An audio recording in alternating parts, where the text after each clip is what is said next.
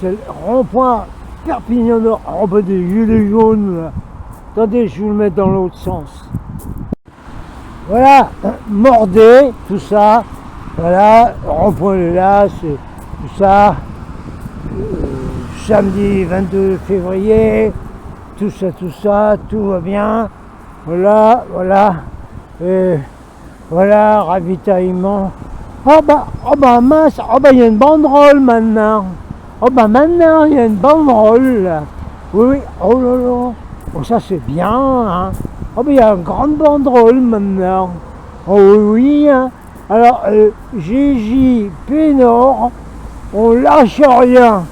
Ouais, ah ouais, alors là, on lâche rien. Attendez, je vais tourner la caméra là. GJ rond-point à Pénor, on lâche rien. Correction. Petite correction s'il vous plaît. Non plus. C'est pas on lâche rien. C'est je lâche rien. Repeat. C'est je lâche rien. Parce que Bibi tout seul. Ouais. Oh. Bon non mais c'est parce qu'il pleut. Ah ouais, il pleut. C'est vrai. Un petit peu, des petites gouttes. Mais dans la Grande Guerre, non pas celle de 14-18, mon colon, dans la Grande Guerre là, des Gilets jaunes qui a duré 4-5 ans, 5 ans, un peu plus même. Est-ce qu'on n'a pas tenu les ronds-points, été comme hiver, par tous les temps, qu'il pleuve, qu'il fait froid, qu'il y ait du vent, qu'il neige, on tenait les ronds-points. Alors là, Perpignan aujourd'hui, là, il fait 15 degrés, là je crois. Il n'y a pas un grand vent, normal ici. Il y a une petite pluie, voilà une petite pluie. Alors, qu'est-ce que je peux dire? Qu'est-ce que tu veux que le Boniface? Ben vous me dites, vous, ce que vous en pensez. Ah oui, non mais il faut bien une banderole. Ouais, non parce que j'y ai vu les gens, dans leur petite voiture, le petit auto avec le petit manteau, qu'ils ont été en vacances ou qu'ils ont les courses, tout ça. Oh, il y a une banderole. Alors ils lisent la banderole. Voilà, c'est pour ça qu'il faut une banderole. Comprenez-vous? Ça va, tout le monde comprend? Ah oui, c'est vrai. Alors, mais Captain, il pleut là. Et puis la pluie, ça mouille. Ça quoi la pluie?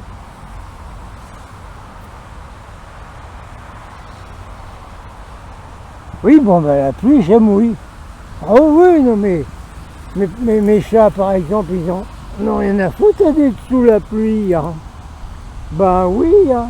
Attendez, on change l'orientation.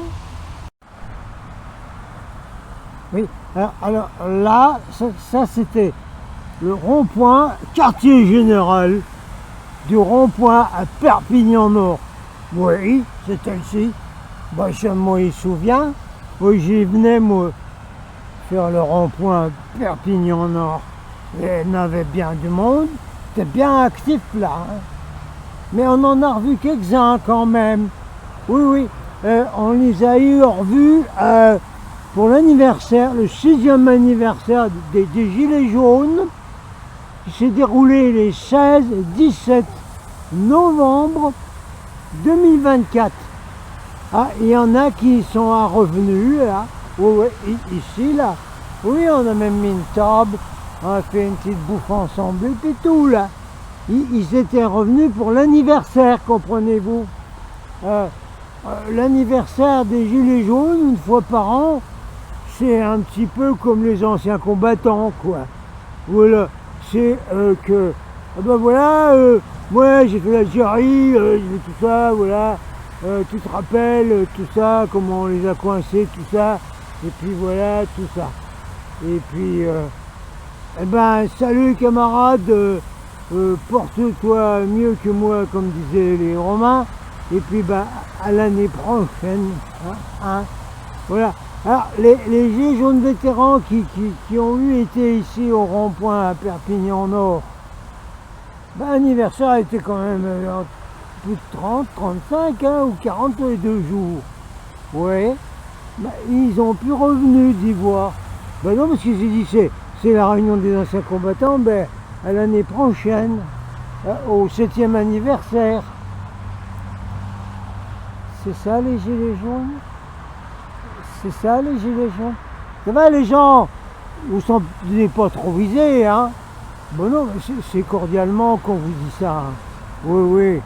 Parce que actuellement, il y a des vétérans comme ceux qui vous causent et puis ceux qui viennent ici.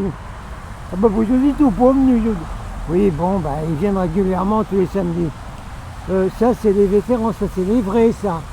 Hein? Et pourquoi les autres ils viennent plus? Parce que ça ne fait rien de faire une manifestation puis d'aller sur des rempots, ça ne sert plus à rien du tout. Ah oui, sans blague. Mais comment on va vous expliquer ça? On va vous mettre des capteurs d'écran de cils, renard jaune, qui va vous dire que non mais les gens vous avez compris là, voilà ce qu'il faut comprendre. On va vous mettre ça après et puis des infos qui vont vous dire, faire comprendre. Bon bah oui, alors si le peuple il bouge pas maintenant avec tout ce qui arrive là, c'est pas possible ça. Et si les anciens gilets jaunes qui ont fait tout le combat des gilets jaunes pendant les actes numéro qui étaient écrits sur les gilets là. Ceux-là ne reviennent pas, mais ils ne comprennent plus rien là, non mais. Alors on est obligé de leur expliquer. Voilà, faut leur expliquer. Eh ben on va vous expliquer, voilà. Et si vous ne me cotez pas à moi, vous écouterez Syl, Renard Jaune et d'autres. Et voilà ce qu'il dit le capitaine. Et voilà. Mais c'est rien comme pays ça, mais enfin vous plaisantez ou quoi là? Puis d'abord, le rond-point ici, il a été relancé par des gens de l'Est. Pour information, hein. C'est juste une information. Hein. Oui, oui. Il y avait un gars de la Haute-Patate, il y en a un du bloc lorrain de Nancy, il y en avait un, myself, que je suis né à Nancy. C'était des gens de l'Est qui ont remis le rond-point en route ici. Hein. Ça va bien les locaux, les sudistes, les catalans, les occitans, ça va ce qu'on vous dit là?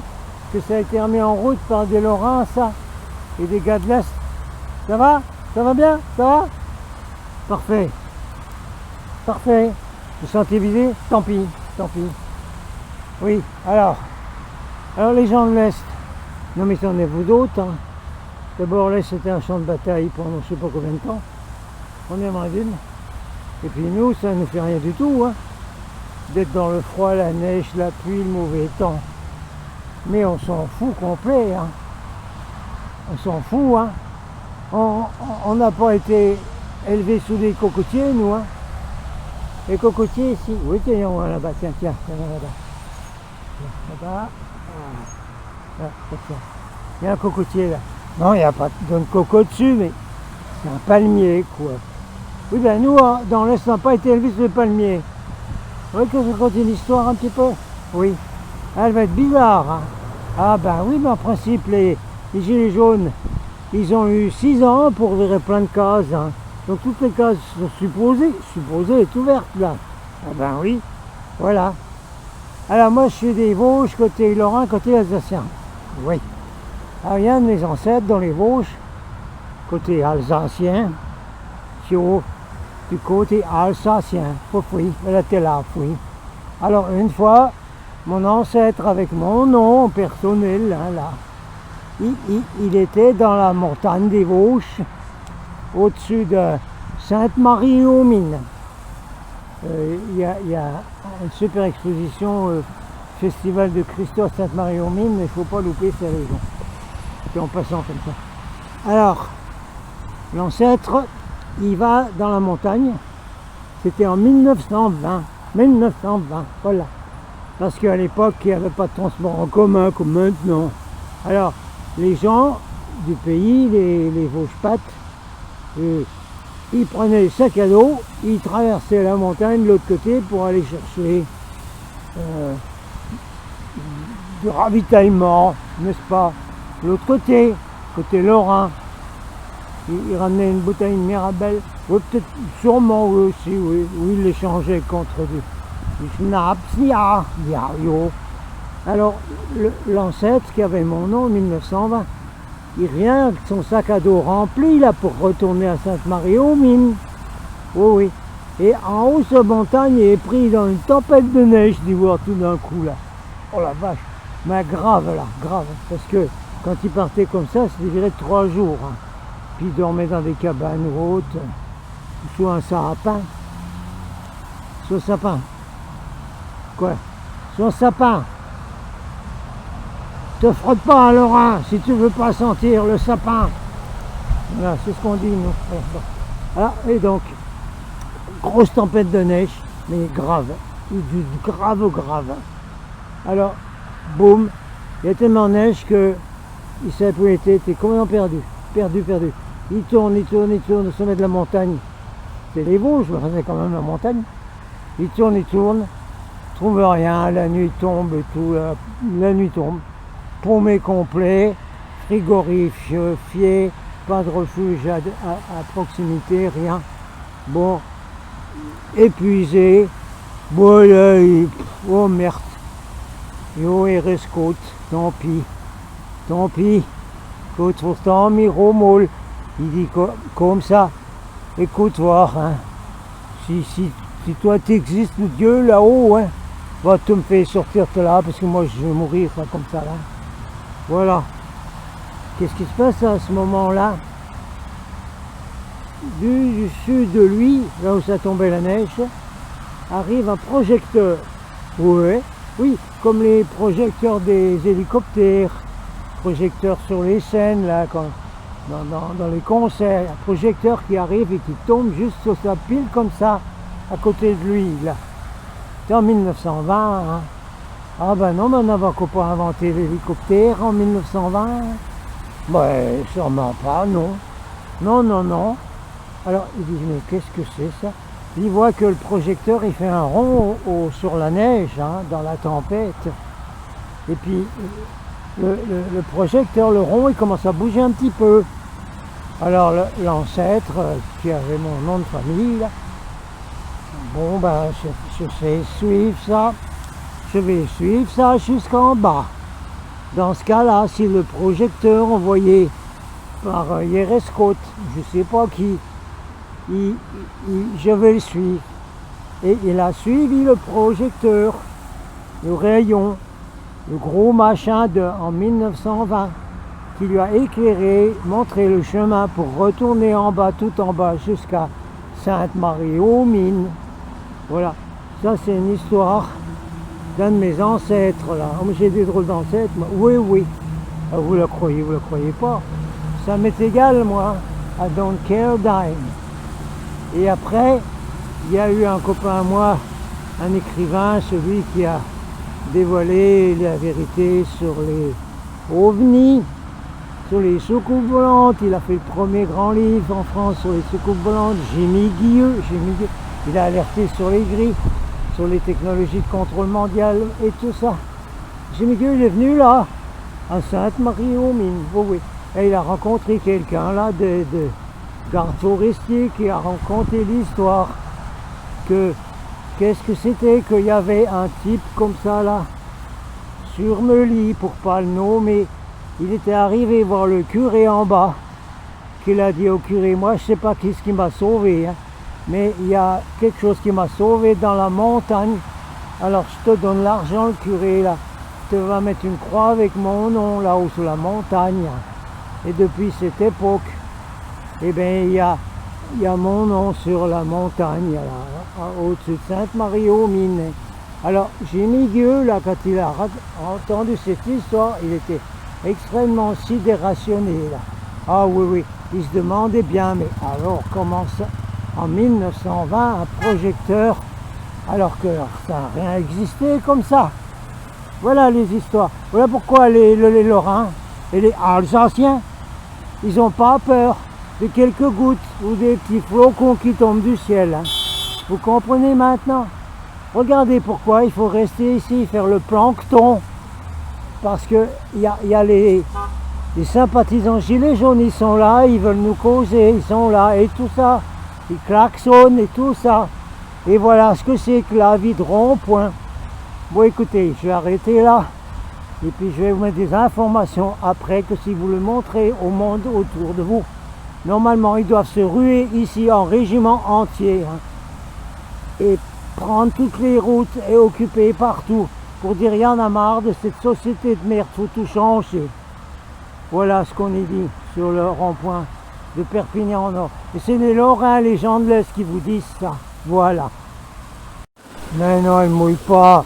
Enfin, c'est une petite pluie pendant une heure et demie, puis maintenant il pleut plus. Alors c'était faisable. Ah ben comme ça derrière là, l'autoroute. Ah ben oui, c'est l'entrée et sortie de l'autoroute là. Ah oui. Ah ben qu'est-ce que vous voulez que je vous y dise, hein? Si nous les sudistes en avaient été plus nombreux, eh ben les gens, on vous aurait ouvert le péage. Seulement vu qu'on n'est pas trop nombreux, ben on peut pas vous ouvrir le péage les gens. Ben voilà. Non, ça mouille plus. Ça mouille plus. Mais je te montre pas ta tête. Ah, moi c'est pas ma tête. Hey, parle aux gilets jaunes. Hey, moi je montre les autres narvalos là-bas. C'est des narvalos ça. Ah, c'est des narvalos. Un narvalo, vous avez quelque chose à dire aux gilets jaunes, non? Alors, qu'est-ce que vous dites? Eh, vous allez les rejoindre un jour, non? Peut-être? Vive la France, vive la République! Ouais, si ça peut être... Oh putain, on n'en veut pas de cette République, tu rigoles, non? Bon, écoutez, amusez-vous bien, les gars. Allez, salut!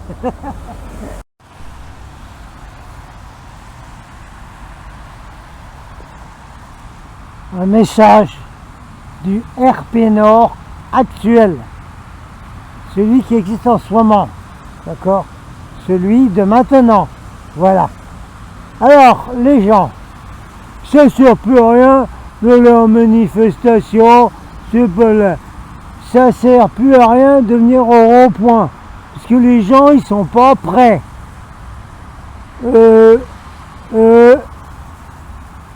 bien, écoutez les gens, si vous pensez ça, que c'est plus la peine de se bouger, que c'est plus la peine de réveiller les humains qui restent encore autour de vous, ouais, il en reste 20 ou 30%. Si ça ne sert à rien de les éveiller, si ça ne sert à rien d'être là pour qu'ils voient un phare, qu'ils voient un espoir, et que quand ils vont en avoir marre, ils vont pouvoir venir voir ce phare qui tourne là, vous savez, comme en Bretagne, etc.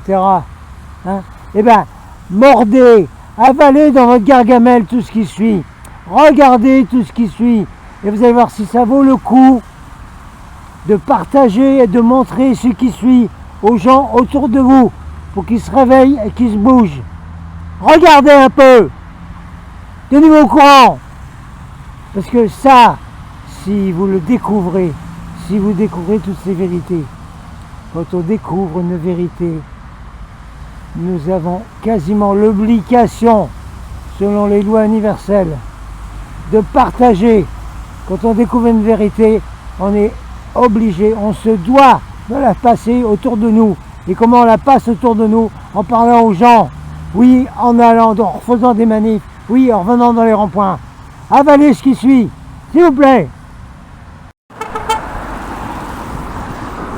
Il y a des symboles importants. Quand un gilet jaune se met comme ça, en statue, avec le poing comme ça, eh bien, en plus des klaxons, les gens répondent en levant le poing. Les voitures lèvent le poing, beaucoup plus qu'avant. Ça veut dire quoi ça? Ça veut dire que le peuple en a marre, qu'il attend un déclencheur, quelque chose qui va faire sortir. Et si c'est pas nous qui lançons le déclencheur, qui ça va être? Vous comprenez tous un peu? C'est incroyable le nombre de gens là quand ils voient mon point comme ça, qu'ils font pareil en voiture, ils font pareil. Même, ils ne pensent même plus à klaxonner. Quand ils voient le point en l'air, c'est un ralliement. Ils lèvent le point également. Ça va? Tout le monde a compris ce que ça veut dire? Tout le monde est au courant?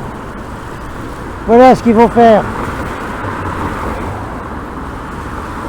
Et là, vous rencontrez plus de gens qu'en manif. On vous signale beaucoup plus. Les plein de gens qui vous voient là. Hein? C'est pas pareil que quand on est en manif, qu'on passe dans les rues, puis que les gens ils nous regardent de travers, et qu'ils nous regardent même pas, ils savent même pas qui on est. Là, les gens qui passent, ils savent qui on est là. Ils nous reconnaissent, ils reconnaissent la couleur jaune, très importante. Le deuxième rayon. Voilà comment ça fonctionne. Voilà ce qu'il faut faire. Voilà ce qu'il faut faire. Oh, est-ce que tout le monde a compris? Alors vous ne serez pas et vous faites comme moi. C'est pas compliqué quand même. Voilà, on lâche rien. Aou! Aou! Aou! Comment je pourrais vous expliquer ça? Essayez de vous expliquer ça. Pendant qu'on range ici, pendant que je range tout seul le RP Nord.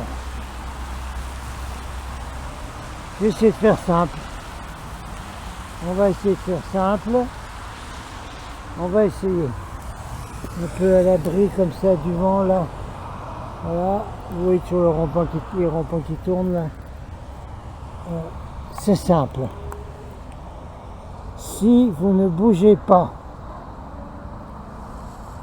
les humains encore réveillés en France, pays francophones partout, si vous ne bougez pas, si vous ne déclenchez pas un nouveau soulèvement du peuple, comme c'était avec les Gilets jaunes, et que les Gilets jaunes peuvent refaire, si vous voulez bien revenir. Si vous ne faites pas ça, il n'y a pas de changement complet du système par le peuple. Si vous ne faites pas ça, il y aura un changement qui va se passer autrement. C'est comme les guerres. Les guerres sont organisées, on le sait, et quand il y a une grande guerre, ça met tout par terre. Et après, ils recommencent, etc. Toujours pareil, mais c'est pas grave. Voilà ce qu'une guerre fait. Et il y a autre chose qui fait la même chose, c'est la guerre civile. Comme la guerre civile américaine, si vous voulez, la guerre de sécession.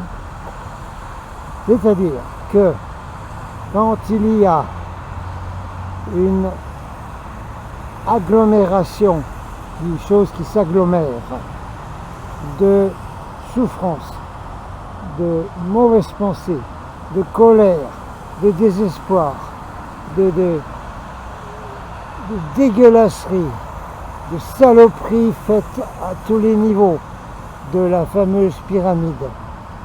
Ceci crée des espèces de nuages, de noirceur d'encre, hein. Ça crée une espèce de brouillard qui s'accumule sur le sol de cette planète, dans les endroits où se sont beaucoup passés justement ce qu'on vient de décrire. Et ce nuage ne peut pas rester là. Un beau jour, ce nuage, il faut qu'il s'en aille. C'est comme l'évaporation. Vous comprenez ça?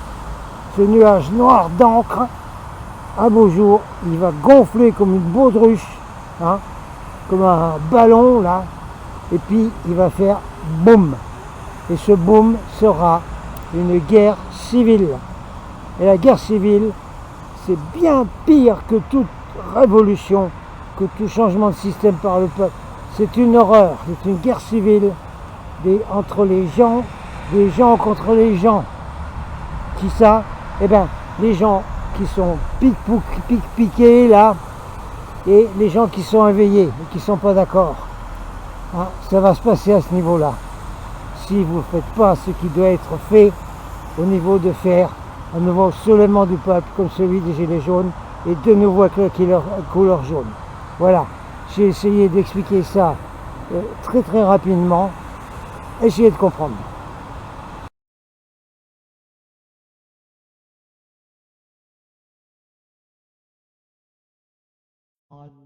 C'est qu'en fait, plus on avance dans ce genre d'enquête, plus on se rend compte que le monde dans lequel on vit n'a rien à voir avec le monde dans lequel on croit vivre, que c'est une collusion qui est entretenue, une espèce d'illusion entretenue par les gens qui nous gouvernent, mais que l'éducation en fait est faite pour cacher le savoir, que le système de santé est fait pour créer des maladies, que les infos sont faites pour nous cacher la réalité, que les marchés financiers sont faits pour voler les richesses, que l'intégration c'est fait pour créer la désunion, et en fait rien n'est fait pour que l'humanité aille mieux, et tout converge vers un espèce de contrôle des populations par une poignée de gens extrêmement puissants. Comme on l'a dit tout à l'heure, j'ai beaucoup enquêté sur les vaccins, sur la nourriture, etc. pendant des années, mais en fait c'est un plan qui est beaucoup plus vaste que ça. Alors le but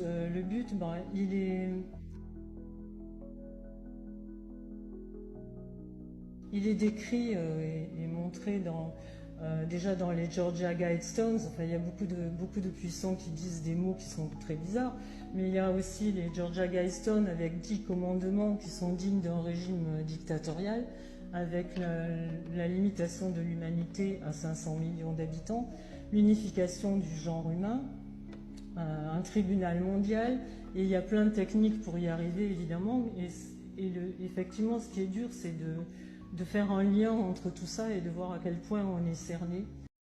Vous me demandez pourquoi je suis gilet jaune ? En France, il y a 9 millions de pauvres, 1 million de plus en 2015 qu'en 2005. La moitié des pauvres ont moins de 30 ans. 3 millions d'enfants sont pauvres, 30 000 sont SDF, 40 000 ne peuvent pas manger 3 repas par jour. 3,4 millions de Français sont des travailleurs précaires ou mal rémunérés. 38% des chômeurs sont pauvres. 35% des familles monoparentales sont pauvres. Le chômage cause la mort de 14 000 Français par an.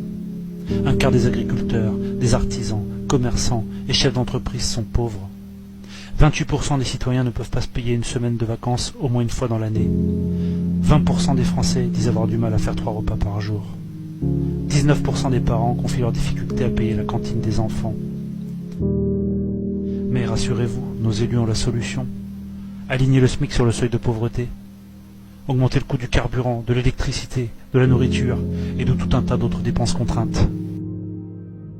Vous me demandez pourquoi je suis gilet jaune ?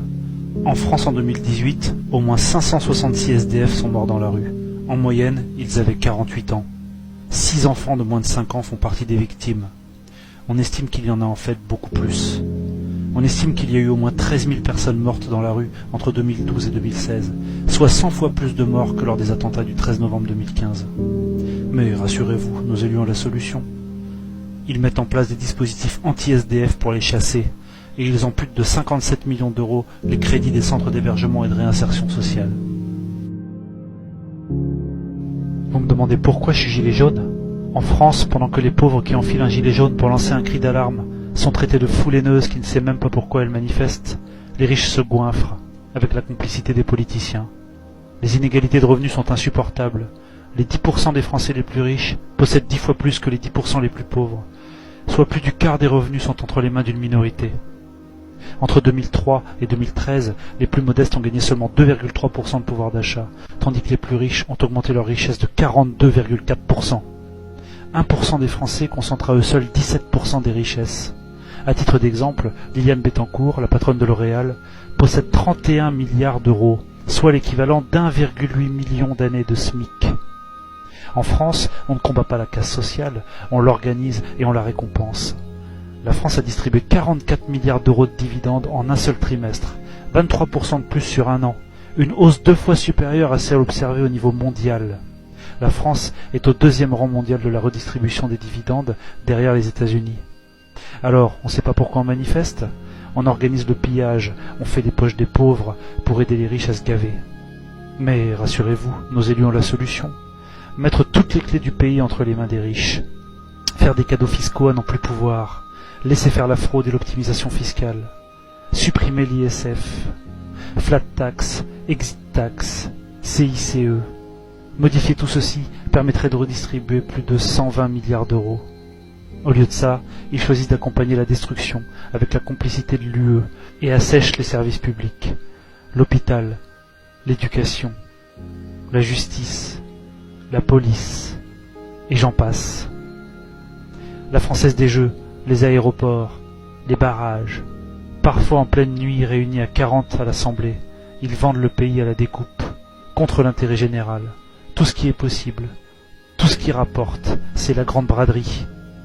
Depuis des décennies, de quinquennat en quinquennat, sans vergogne, patiemment, leur principal engagement, c'est de se désengager, de vendre les meubles, de solder progressivement notre patrimoine public, avec l'éternel argument de l'endettement public de la France, qui est pourtant illégitime à 59%.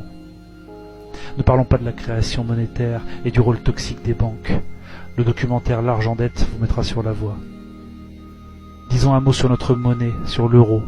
Selon les résultats d'une étude publiée par un centre de recherche allemand, le passage à l'euro a fait perdre aux Français la somme de 56 000 euros par personne sur la période 1999-2017, faisant des Allemands les grands gagnants et les Français les grands dindons de la farce, officialisant ce qu'on savait tous déjà. Vous me demandez pourquoi je suis gilet jaune ? Un demi-milliard d'emplois sont menacés dans le monde d'ici 10 ans, à cause de la robotisation du travail, de la dématérialisation et de l'émergence de l'intelligence artificielle.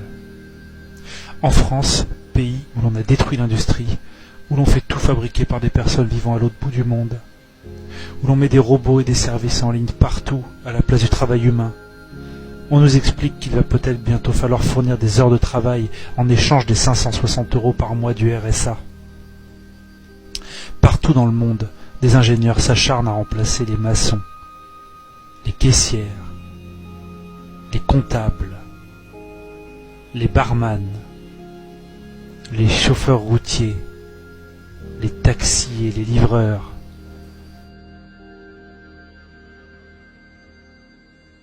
cuisiniers, les serveurs, les vendeurs, les policiers, les médecins, même les juges et bien d'autres.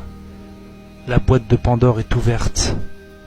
Le reste est à la merci de l'ubérisation et des privatisations à marche forcée, où l'on remplace les contrats de travail réels par des missions précaires, où la force de travail devient jetable et corvéable à merci. Le but, faire des économies, gagner toujours plus, toujours au détriment des hommes et des femmes, et de l'avenir de nos enfants. Les moyens de contrôle via la technologie sont également très préoccupants. Edward Snowden et Wikileaks nous l'ont révélé. On parle de supprimer l'argent liquide, avec toutes les conséquences ignobles que cela entraînerait en termes de liberté individuelle, sans parler de la reconnaissance faciale et de l'intelligence artificielle qui arrive sur les caméras de surveillance et qui coïncide avec la toute nouvelle interdiction de cacher son visage. Big Brother vous regarde. Orwell avait tout prévu dès les années 40. En Suède, des milliers de personnes se font pucer. En Chine, les citoyens ont une voiture sous surveillance et ils ont une note sociale. S'ils ont une mauvaise note, ils n'ont plus le droit de prendre le train. Avez-vous envie de laisser ces horreurs advenir en France ? Mais rassurez-vous, nos élus ont la solution. Divertir pour dominer, donner du pain et des jeux. Et pour la technologie, quelles qu'en soient les conséquences, garder ce cap et même accélérer. Vous me demandez pourquoi je suis gilet jaune ? Les personnes qui nous dirigent présentent leur vision du monde comme étant la seule qui soit pertinente, démocratique et viable, alors qu'en réalité, ils se moquent du bien commun, et même de la planète sur laquelle on vit. Celui qui croit que la croissance peut être infinie dans un monde fini est soit un fou, soit un économiste. On produit 10 tonnes de plastique par seconde. 1 million de bouteilles en plastique sont produites chaque minute dans le monde. Coca-Cola à lui seul produit 110 milliards de bouteilles plastiques jetables par an. Dans le Pacifique, un nouveau continent de plastique s'est formé. Il fait 3 fois la taille de la France. 16 porte-conteneurs de transport maritime émettent autant de dioxyde de soufre que toutes les voitures du monde réunies. Le transport aérien émet, selon l'Agence européenne de l'environnement, près de 2 fois plus de CO2 au kilomètre qu'une voiture. Et devinez quoi ? Les carburants de ces transports ne sont pas taxés, tandis que les carburants des voitures sont taxés à 60%. Et qu'en pensent les espèces qui survivent avec nous ? Plus de la moitié des vertébrés ont disparu en 40 ans. Il nous faudrait 1,6 planètes pour satisfaire nos besoins. Les espèces animales et végétales disparaissent 1000 fois plus vite à cause de nous. On dénombre 750 espèces disparues, 2700 en voie d'extinction, et 12 500 menacés. Selon le site planetscope.com, 25% des mammifères, 13% des oiseaux et 41% des amphibiens seront très fortement menacés d'extinction dans un futur proche. Il n'y a pas que la population qui rejette la folie du système actuel, la planète elle-même en meurt. Une étude parrainée par la NASA prédit la fin de notre civilisation pour les prochaines décennies. Mais rassurez-vous, nos élus ont la solution. Ils espèrent une technologie miracle qui viendra tous nous sauver de l'autodestruction. Ou encore qu'on trouvera une autre planète à coloniser. Vous me demandez pourquoi je suis gilet jaune? Je suis comme beaucoup, j'ai compris. Et je ne veux pas rester les bras croisés, ne rien dire, donc consentir, lâchement. Élire des représentants est légitime. Seulement ces derniers ont normalement pour mission de représenter le peuple et servir les intérêts de la population et de la nation. Je suis de ceux qui ont appris qu'en France, 9 milliardaires possèdent 90% de la presse. Cela explique peut-être pourquoi beaucoup de citoyens se plaignent de manipulation de l'opinion à grande échelle, toujours dans l'intérêt des riches. Ce schéma démontre qu'une poignée d'individus fait la pluie et le beau temps sur le paysage audiovisuel français. Qui possède les médias possède un pouvoir d'influence gigantesque sur l'opinion publique. Pour simplifier, des milliardaires achètent la presse et les principaux médias. Ensuite, ils se payent un président. Et enfin, ce président leur offre des milliards en baisse d'impôts. On entend parler depuis longtemps de pensée unique, d'idéologie dominante. Une partie considérable des Français ressent un profond malaise vis-à-vis du système médiatique, alors n'en cherchez plus la raison. Frédéric Lordon, économiste et respectable chercheur au CNRS, est allé jusqu'à déclarer que la candidature de Macron est le spasme du système et constitue une entreprise essentiellement frauduleuse. Des milliardaires possèdent la presse et entreprennent de porter un banquier d'affaires à la présidence de la République. Ça vous rappelle quelque chose, cette une de Libération? Le parti pris et le mépris de classe de certaines diffusions TV est acharné depuis le début de la crise des Gilets jaunes. On y entend depuis l'acte 2 que le mouvement s'essouffle. On y a diffusé, d'abord sans les contester, des chiffres de manifestations que beaucoup de Français estiment mensongers voire grotesques, avant que le consultant de BFM TV, Dominique Rizet, avoue, au soir du 14e acte, on a toujours bien compris qu'il y avait beaucoup plus de monde que cela. C'est un aveu clair de non-respect de tous les principes de déontologie journalistique. Pendant 2 mois, les Gilets jaunes ont vu défiler par dizaines sur Facebook des images insoutenables de violences policières et ont attendu en vain de les voir à la télévision. Ce silence assourdissant n'a fait qu'entretenir la consternation et la colère des Français qui ont choisi de vêtir un gilet jaune pour revendiquer le respect, la dignité et la capacité à vivre correctement. Souvent dans la presse, on prend directement parti, sans même faire l'effort de le cacher, sans respect pour la charte de Munich. On vomit son mépris de classe, tous en chœur, et on fait d'insultantes généralisations, semaine après semaine, accusant les gilets jaunes, tour à tour, d'être des idiots sous-diplômés, coupables du chômage, coupables des morts sur la route, coupables des cambriolages et de la délinquance, coupables d'être des racistes et antisémites, coupables d'être des homophobes, des violents, des haineux, des factieux, des séditieux, des agents manipulés par les Russes, par les Italiens. On est même allé jusqu'à traiter les gilets jaunes de terroristes, et j'en oublie forcément. Toutes les occasions possibles ont servi de prétexte pour dire aux Français qui ont choisi de porter un gilet jaune de rentrer chez eux, de la fin du grand débat à l'incendie de Notre-Dame. En réalité, les gilets jaunes ont déjà plus contribué à l'amélioration des conditions de vie des Français en quelques mois que les syndicats et les partis en plusieurs décennies. Roselyne Febvre, chef du service politique de France 24, n'a pas hésité à dire lors de son émission que des gilets jaunes a émergé tout ce qu'il y a de pire chez l'homme et que le mouvement était devenu une espèce d'écurie de branquignoles. La colère des gilets jaunes a été tellement forte suite à ces déclarations qu'elle a eu besoin d'une sécurité renforcée. De nombreux Français n'ont plus confiance, accusent les médias de dévoyer l'information, d'occuper de manière déloyale l'esprit captif d'une frange de plus en plus mince de la population. Certains signaux veulent tout dire. En termes de liberté de la presse, Reporters sans frontières classe la France derrière le Ghana, la Namibie, le Cap-Vert ou le Suriname. En ces temps troublés, même eux subissent la répression, voire la contrainte. De nombreux journalistes ont été insultés et même violemment attaqués par des gilets jaunes exaspérés, mais ils ont également été blessés par les forces de l'ordre. L'un des symboles les plus forts de ce désaveu des éditocrates a eu lieu le 29 décembre 2018.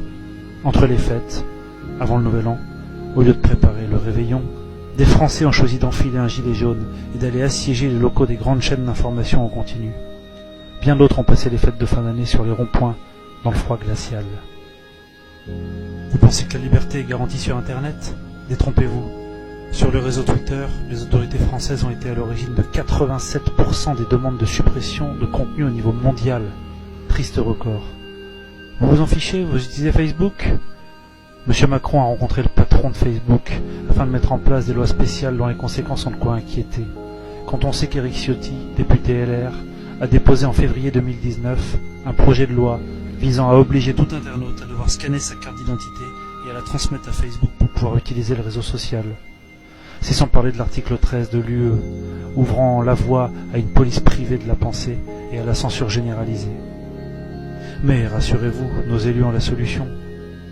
Inquiéter Mediapart en tentant de perquisitionner leurs locaux, créer des lois contre le secret des affaires, mettant en danger les lanceurs d'alerte au lieu de les protéger, créer des lois pour lutter contre les fake news, qualifier de complotistes toute pensée qui dérange ou tout discours critique, mettre en place des sites qui sont censés apporter la seule vérité autorisée, attaquer les rares émissions qui montrent la vérité, ne parler que du désordre en France et non pas des causes de ce désordre, ou des moyens politiques permettant de réellement contenter la population. Bien avant que le mouvement des Gilets jaunes advienne, de nombreux Français disaient « ça va finir par péter, on le sent, ça va craquer, il faut que ça pète ». Et maintenant que ce craquement arrive sous nos yeux, beaucoup de journalistes ont choisi d'accompagner, avec un zèle flagrant, la communication gouvernementale, qui consiste à diaboliser et diviser, à inquiéter, voire à susciter le dégoût, à délégitimer et à rabaisser ce mouvement, qui s'incarne pourtant dans le cœur et sur le dos de nombreux Français, sous la forme symbolique d'une veste fluorescente destinée à avertir d'une situation d'urgence ou de danger. Les Français qui ont choisi d'enfiler un gilet jaune ne sont que la pointe ultra-visible d'un cri d'alarme populaire, parfaitement prévisible et anticipé des années avant son émergence. S'en étonner et s'en offusquer à grands cris dans les médias et au Parlement est incompréhensible, voire malhonnête. Les médias sont les entités les plus puissantes de la Terre. Ils ont le pouvoir de rendre des innocents coupables et de faire des coupables des innocents. Madame van der Leyen, on ne vous soutiendra jamais. Jamais parce que dans votre Europe, travailler ne suffit plus pour vivre. Plus d'un tiers des actifs européens aujourd'hui disent que leurs revenus ne suffisent plus pour payer les factures. Plus d'un tiers des Européens a dû renoncer à des soins de santé, près d'un tiers renoncer même à des repas, et plus de 2 parents sur 3 aujourd'hui renoncent aux sorties en famille. Et dans ce contexte, vous prenez l'austérité pour les travailleurs, vous qui gagnez 30 000 euros par mois. C'est facile évidemment, mais quelle honte! That pedophiles are in power. Yes. They are literally in power. And that is intentional because then they can be controlled while they are in power. And they are also exhibiting signs of a psychopathology that lets them know that they will do harm to the masses and feel nothing because they were themselves, many of them, raped when they were children. Yep. It is not a coincidence that Justin Trudeau is gay. Obama, gay. Mm-hmm. Zelensky, gay. Emmanuel Macron, gay and married to a trans man who molested him when he was a child. And that despite the overwhelming evidence, for me, the litmus test now is like Brigitte Macron. I'm like, if you want to figure out who is a fraud in media,